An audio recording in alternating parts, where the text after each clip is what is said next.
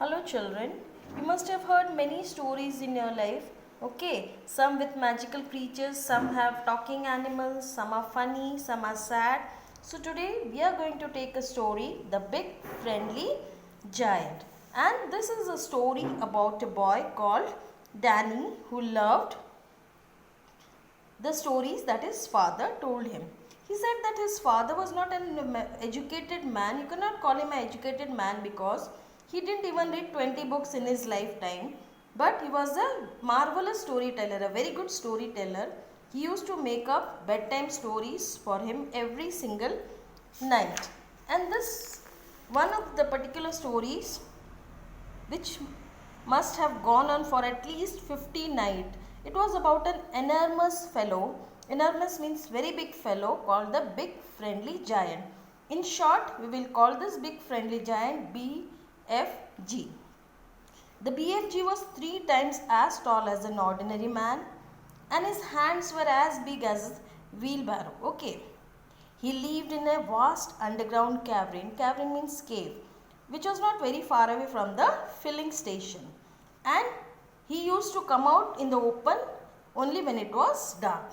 And inside the cavern, he had a powder factory where he made more than 100 different kinds of powder. Occasionally, as he told his stories, his father, Danny's father, would walk up and down waving his arm and waggling his finger. But mostly he would sit close to Danny on the edge of a bunk bed. Bunk bed means the bed which is attached to the wall, and speak very softly. Now this big friendly giant makes his magical powder out of the dreams that the children dream when they are asleep. How I asked here, I means the Danny. Then Danny asked father how he made this. Then he said that dreams are very mysterious things. Dreams float around in the night air like little clouds searching for sleeping people. Nobody can see them, but this big friendly giant would catch them. And this is a very interesting part of the story. A dream you see as it goes drifting through the night air and making tiny buzzing humming sound. A sound which is so soft and low, it is impossible for the ordinary people to hear it. But this big friendly giant, he can hear it easily. His sense of hearing is absolutely fantastic. Means he can hear even very, very low sound. Okay? And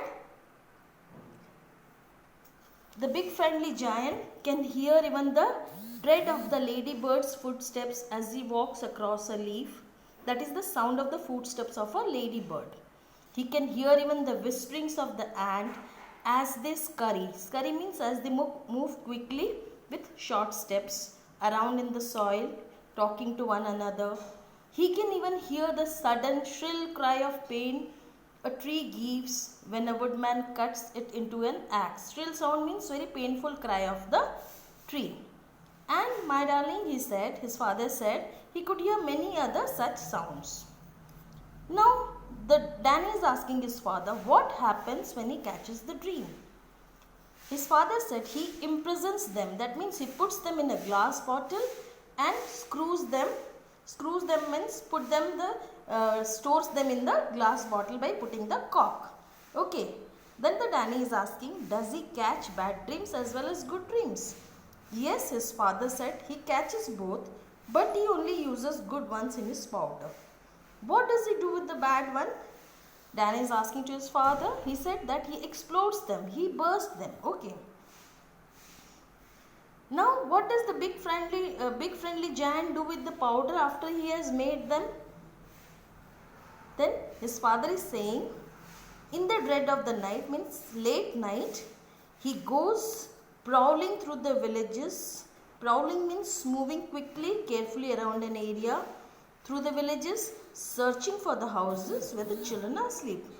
Because of his great height, he can reach windows that are 1 and even 2 flights up. And when he finds a room with the sleeping children, he opens the suitcase.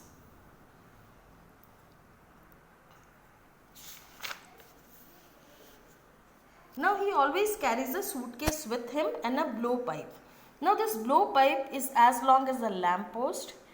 He opens the suitcase and selects exactly the right powder.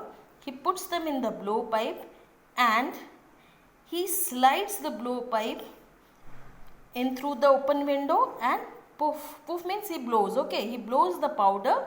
The powder floats around the room and the child breathes in.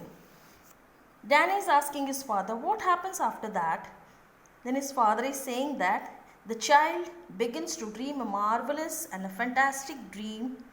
Then the magic powder really takes over and suddenly the dream is not a dream any longer but a real happening. Now the child is no more in a dream but it becomes a real happening, and the child is not asleep in the bed also. He is fully awake and is actually in the place of dreams and is taking part in the whole thing. That means the child becomes the part of the dream what is happening, okay, in the real life. More about that tomorrow, his father said, because it is getting too late. Good night, Danny, and go to sleep.